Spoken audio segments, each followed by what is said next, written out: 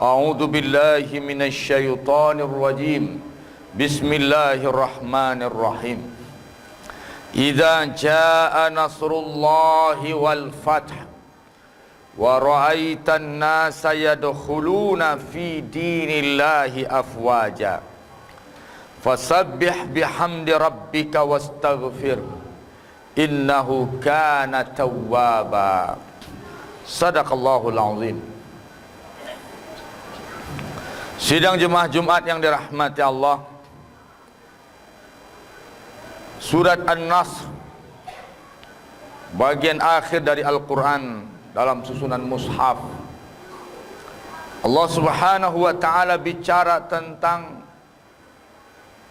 janji kemenangan, akan datangnya kemenangan dan penaklukan.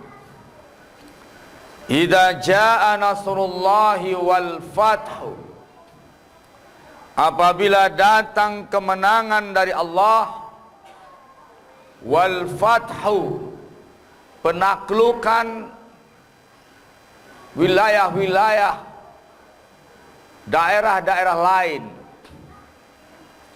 Di sini tergambar sidang jemaah kemenangan yang diraih dengan perjuangan perperangan, bukan dakwah fardiyah, karena kalimatnya wal fathu, futuhat, penaklukan wilayah. Itu tidak bisa dengan dakwah saja. Itu dengan gerakan militer, dengan kekuatan politik. Maka di sini sidang jemaah, bedanya gerakan dakwah dan gerakan kekuatan militer umat Islam. Kalau dakwah, orang akan masuk Islam personil. Tapi kalau dengan kekuatan muwajahah bil quwwah, dengan kekuatan militer, orang akan masuk Islam berbondong-bondong, satu negeri masuk Islam. Maka ayat berikutnya mengatakan, wa ra'aitan nasa yadkhuluna fi dinillahi afwaja. Engkau akan melihat manusia akan masuk kepada agama Allah secara berbondong-bondong. Masuk satu negara, satu wilayah, takluk kepada Islam. Sidang jemaah yang dirahmati Allah, ayat surat ini menggambarkan kemenangan Islam itu adalah diantaranya diraih dengan gerakan kekuatan politik, kekuatan militer, dan disebut dengan gerakan jihad. Kalau dengan jihad, manusia akan masuk berbondong-bondong kepada agama ini. Fasabbih bihamdi rabbika wastaghfirhu. Dalam rangka menyambut kemenangan itu, bertasbihlah kepada Rabb engkau dan mintalah ampun kepadanya. Innahu kana tawwaba, karena Allah sang penerima taubat. Sidang jemaah Jumat yang dirahmati Allah, kajian kita adalah tentang Nasrullah, pertolongan Allah. Kenapa kebangkitan umat Islam sulit di negerinya sendiri? Kebangkitan umat Islam lemah dan terkesan bertele-tele di negerinya sendiri, di kalangan mayoritasnya.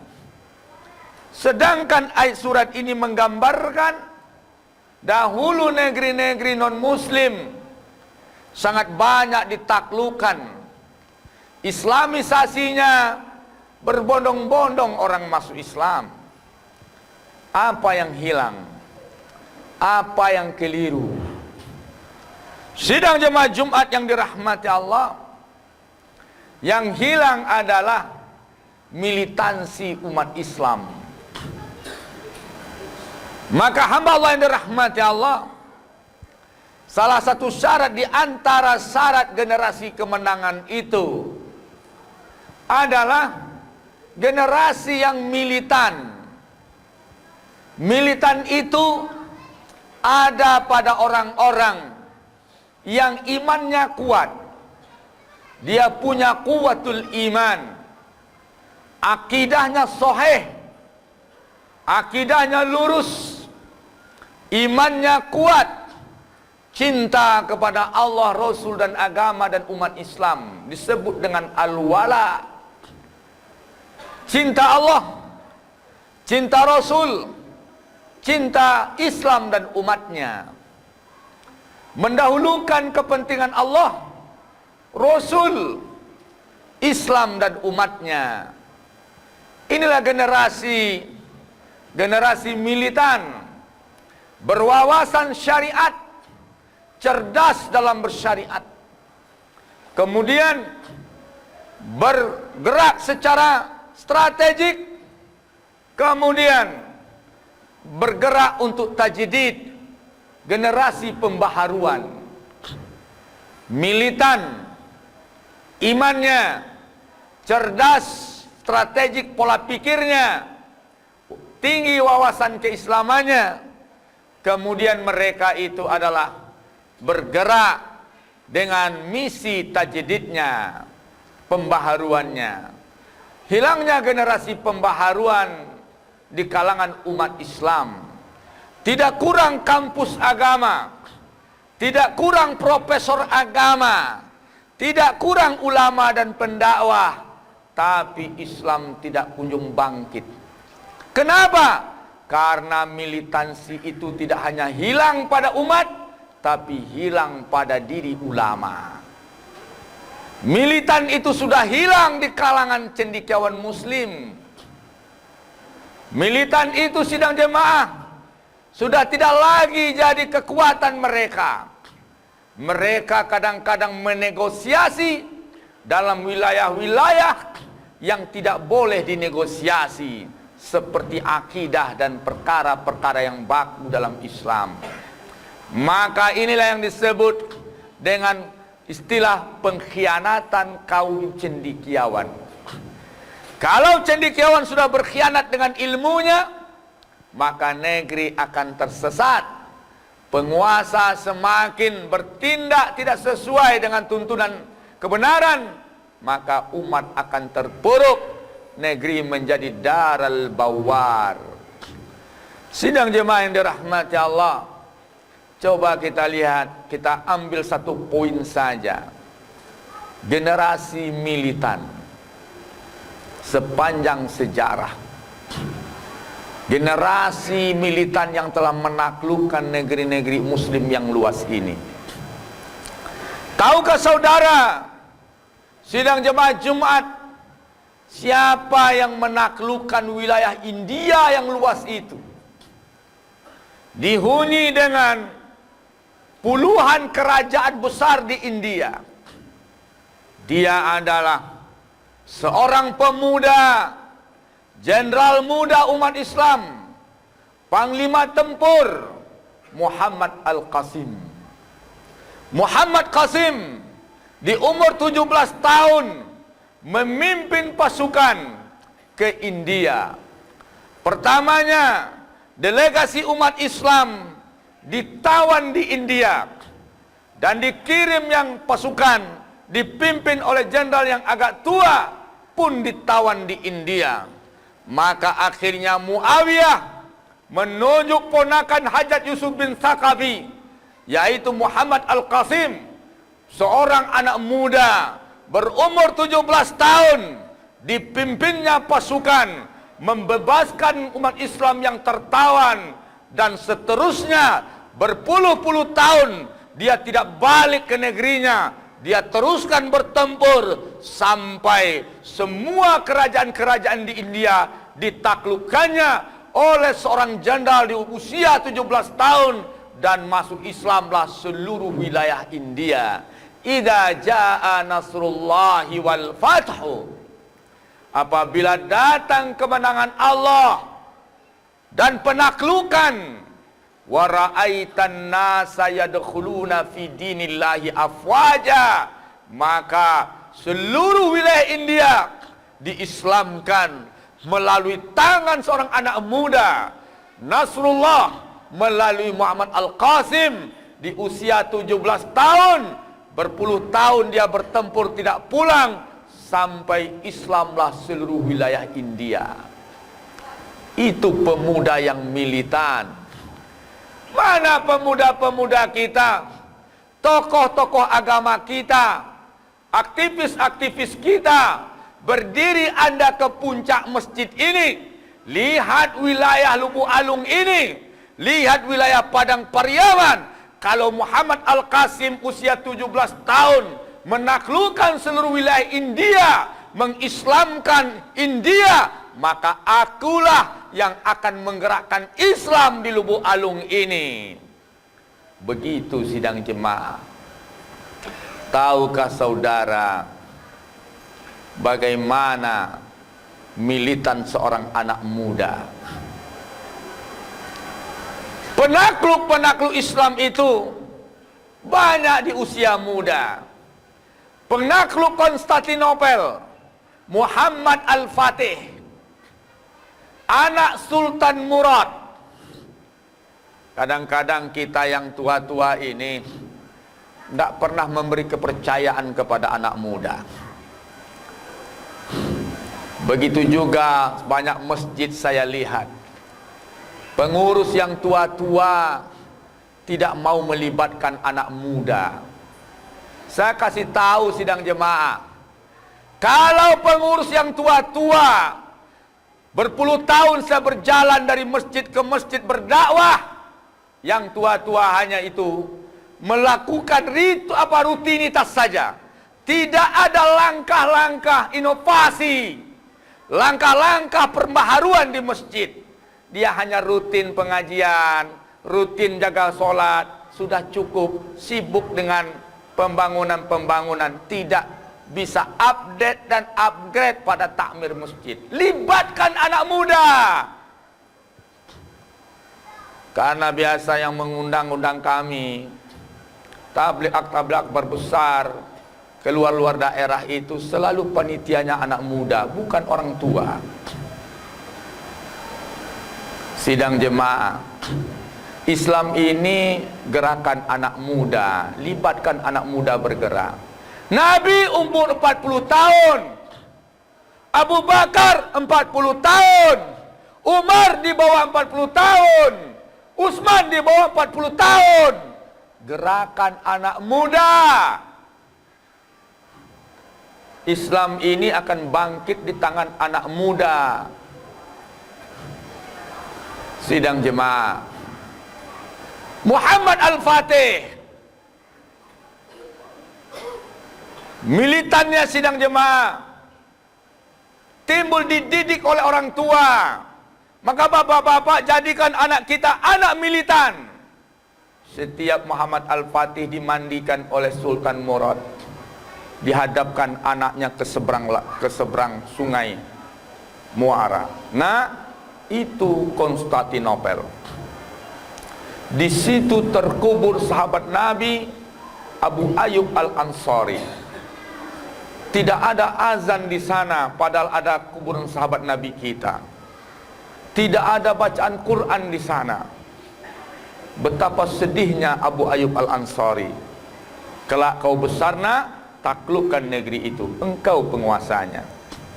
Setiap dimandikan, diarahkan, diberikan mimpi, diberikan motivasi.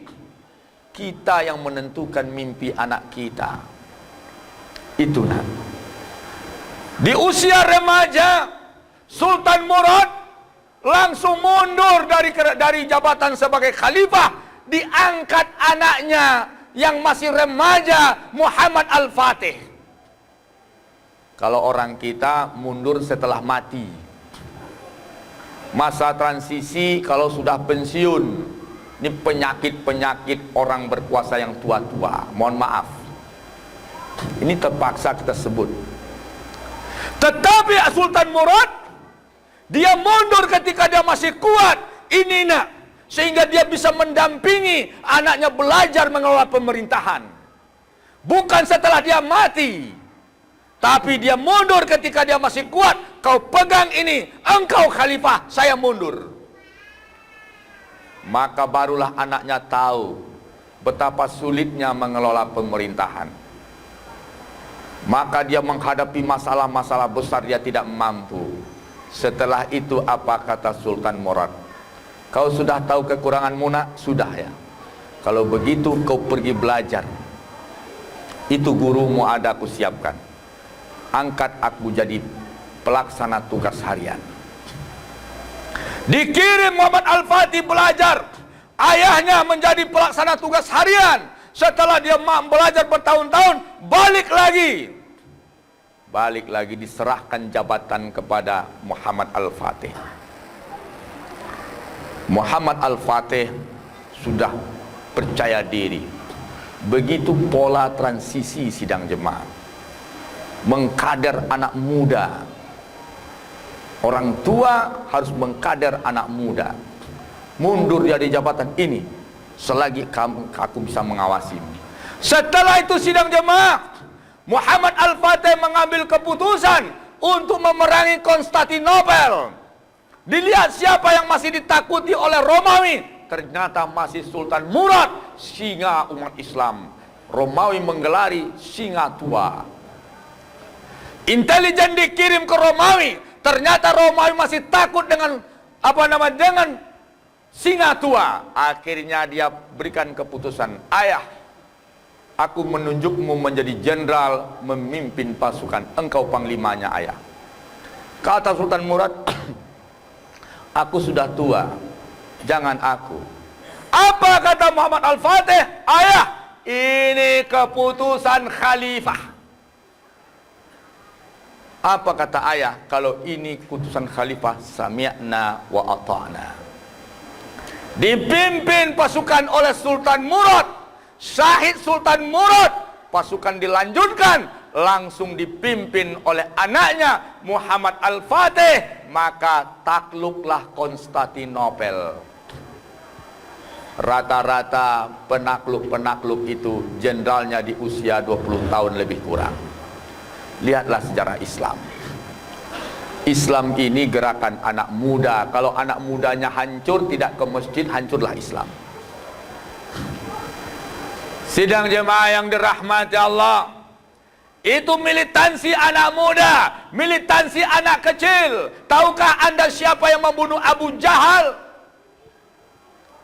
Siapa yang membunuh Abu Jahal di perang Uhud?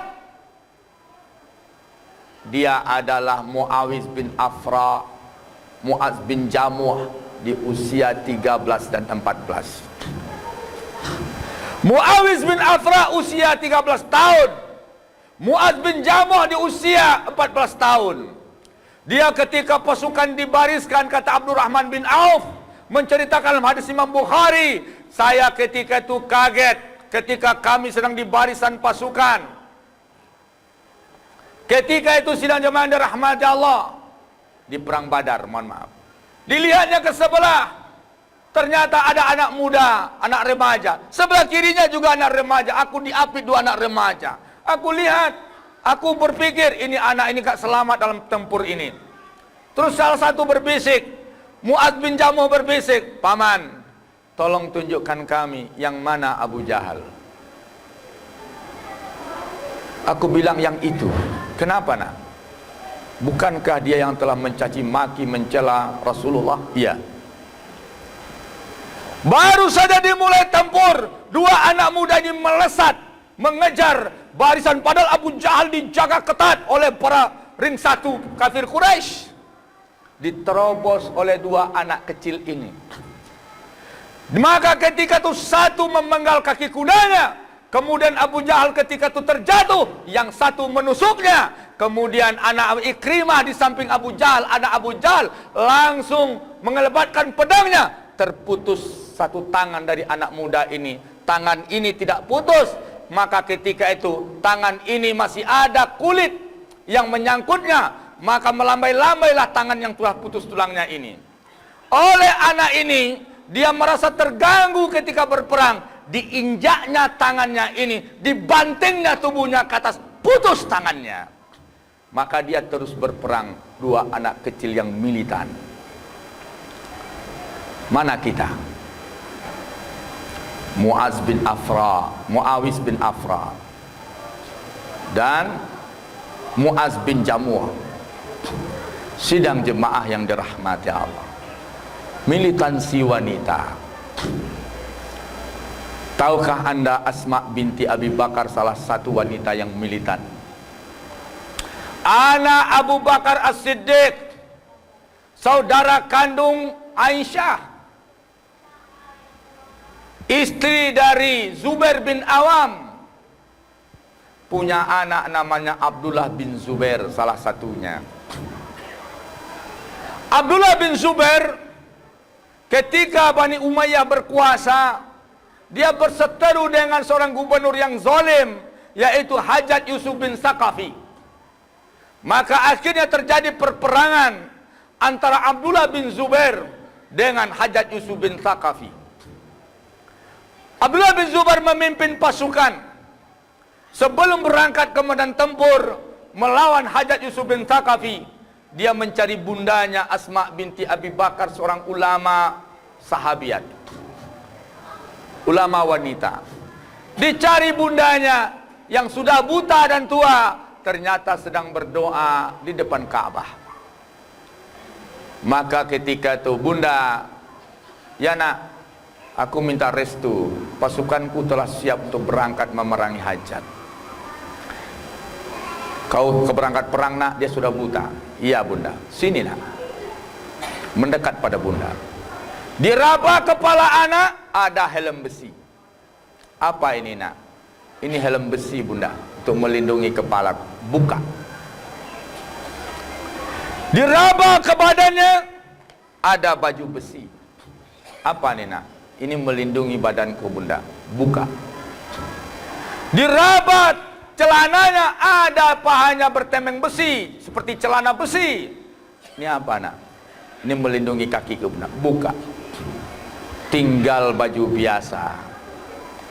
Nah, kalau kau ingin redaku pergi bertempur, aku hanya reda kau bertempur dengan pakaian seperti ini, tanpa perisai. Kemudian setelah pamitan dari bundanya, dia meninggalkan bundanya. Sang bunda Asma binti Abu Bakar menghadap ke Multazam, ke Ka'bah. Ya Allah, itulah langkah anakku menuju kepadamu. Terima kehadirannya dalam kondisi syahid ya Allah. Asma binti Abi Bakar, ya Allah, itu langkah anakku menuju ke pangkuanmu.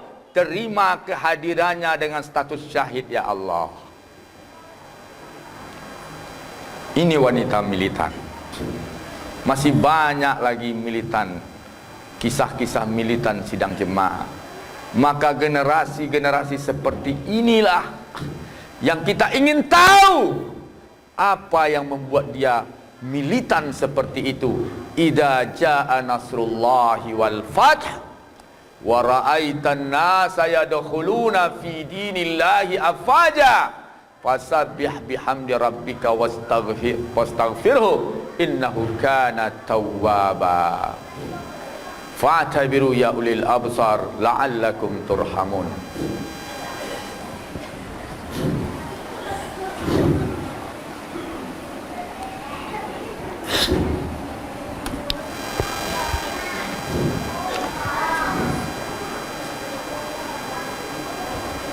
Alhamdulillahi rabbil alamin. Asyhadu an la ilaha illallah wahdahu la syarikalah wa nahnu nashhadu anna Muhammadan abduhu wa rasuluhu la nabiyya ba'da. Allahumma salli wa sallim ala rasulikal karim Muhammadin sallallahu alaihi wasallam. Ibadallah, usikum wa nafsi bitaqwallah faqad fazal muttaqun. Qala Allah azza wa jalla fil Qur'anil azimil mubin. A'udzu billahi minasyaitonir rajim. Bismillahirrahmanirrahim. Ya ayyuhallazina amanu dukhulu fi silmi kafah wa la tattabi'u khutuwatis syaitan innahu lakum aduwwun mubin. Solusi sidang jemaah. Bagaimana pintu untuk membangun generasi militan, yaitu generasi yang berislam secara kafah. Imani Quran mulai dari surat Al-Fatihah sampai surat An-Nas. Laksanakan hadis seluruh hadis-hadis yang sahih dan boleh diperkaya dengan fadilah-fadilah dengan hadis dhaif.